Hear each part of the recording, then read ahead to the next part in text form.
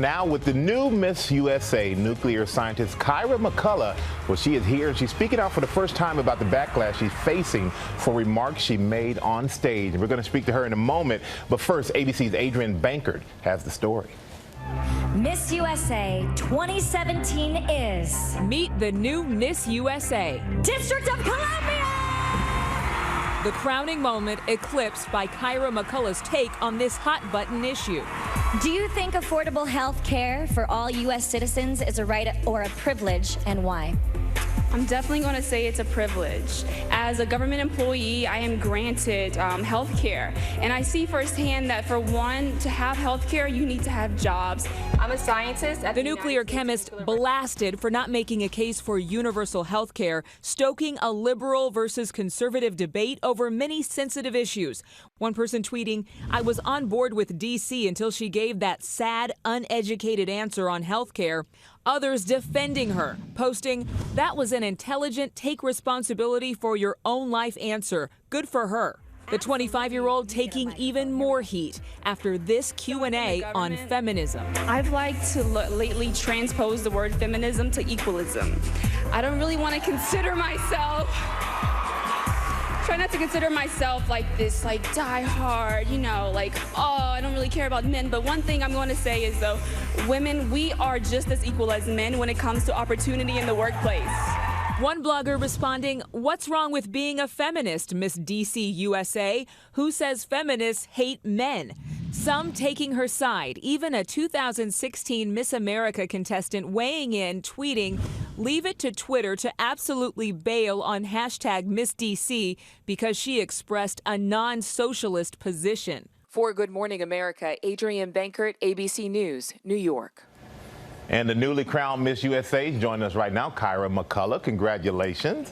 Congratulations to you. I see you wearing your sash. And how does it feel to be Miss USA 2017? It's still surreal. I'm extremely thankful for this entire experience. So it probably is going to sink in maybe like immediately after this interview that we're having.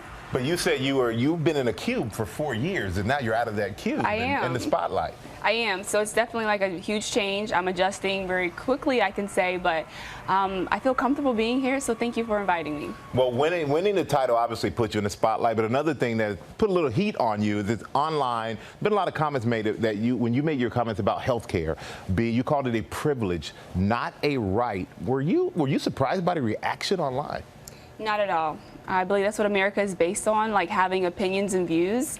But I would like to just take this moment to truly just clarify, because I am a woman, I'm going to own what I said.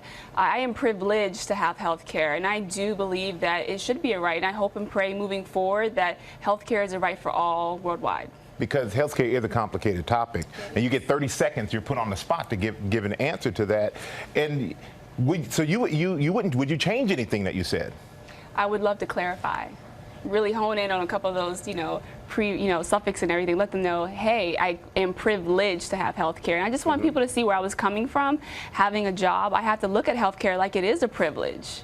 And another comment that created a little firestorm as well was you used the term equalism instead of feminism. And what do you mean by that?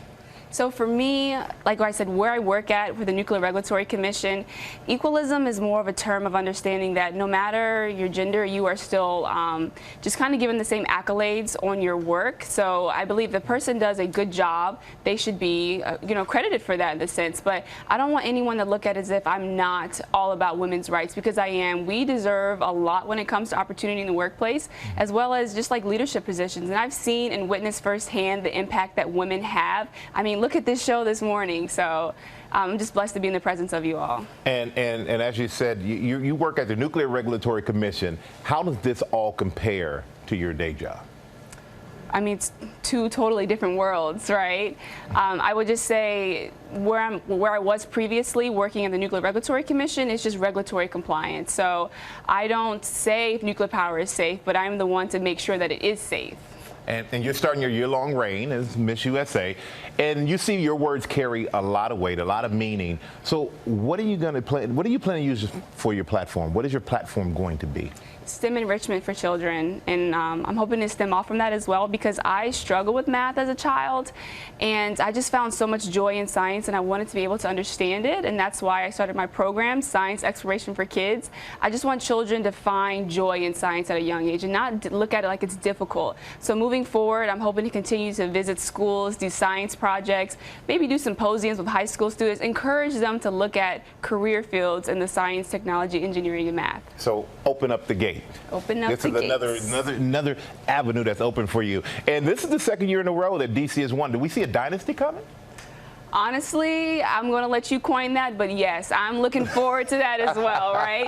DC, just like, oh my goodness, I don't know if it's in the water or just the area, but the opportunity and just the women coming out of there are amazing. And even being on stage with all of the 50 contestants, I was just so thankful to be in the midst of such intelligent women. And being Miss USA 2017, what are you looking forward to the most?